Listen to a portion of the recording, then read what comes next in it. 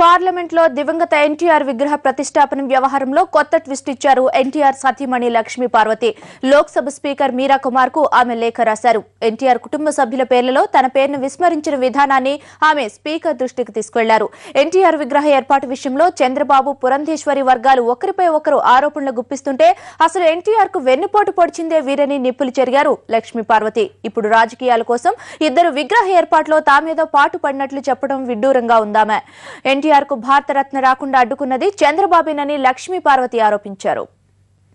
వీళ్ళిద్దరికి అర్హత మాత్రం లేదు. ఎన్టీఆర్ గారి పేరు కూడా ఎత్తే అర్హత కూతురుగా ఆమెకి లేదు, అల్లుడుగా ఆయనకి లేదు.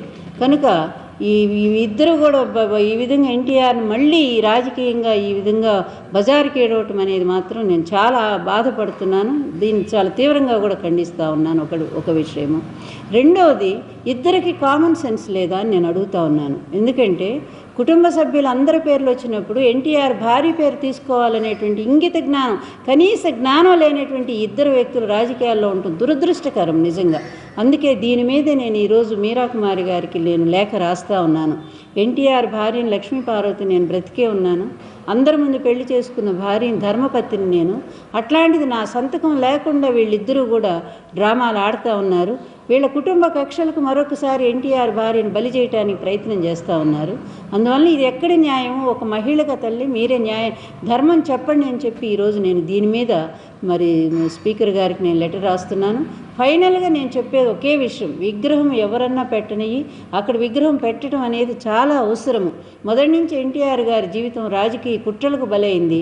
ఎప్పుడో దాదాసాహెబ్ ఫాల్కే అవార్డు రావాల్సినటువంటిది ఆ రోజుల్లో సహనటుల ద్వారా అది రాకుండా పోయింది.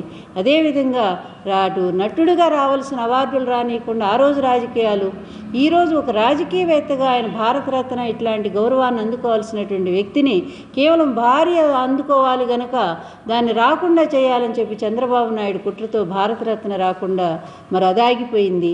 ఈ విధంగా ప్రతిదీ కూడా ఎన్టీఆర్ని జీవితాన్ని ఈ విధంగా రోడ్లు పాలు చేసి చివరి కుటుంబ సభ్యులు కూడా ఇందులో ఇన్వాల్వ్ అయ్యేసరికి ఒక బాధతోనే నేను ఈరోజు మాట్లాడుతూ ఉన్నాను.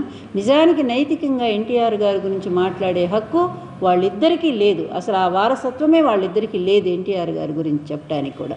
అందువలన ఈరోజు నేను చెప్పేది ఏంటంటే, నేను స్పీకర్ మీరా కుమారి గారికి లేఖ రాస్తున్నాను. నేను నా పేరు ఎందుకు వాళ్ళు తీసుకోలేదో దయచేసి అమ్మ మీరైనా అడగండి అని చెప్పి నేను రాస్తున్నాను. ఫైనల్గా మాత్రం ఆయన ఎన్టీఆర్ విగ్రహం పెట్టని నా అనుమతి ఉన్నా లేకపోయినా దాని గురించి నేను మాట్లాడను. ఆయన విగ్రహం పెట్టడం అనేది అవసరం అని చెప్పి నేను మాట్లాడుతాను.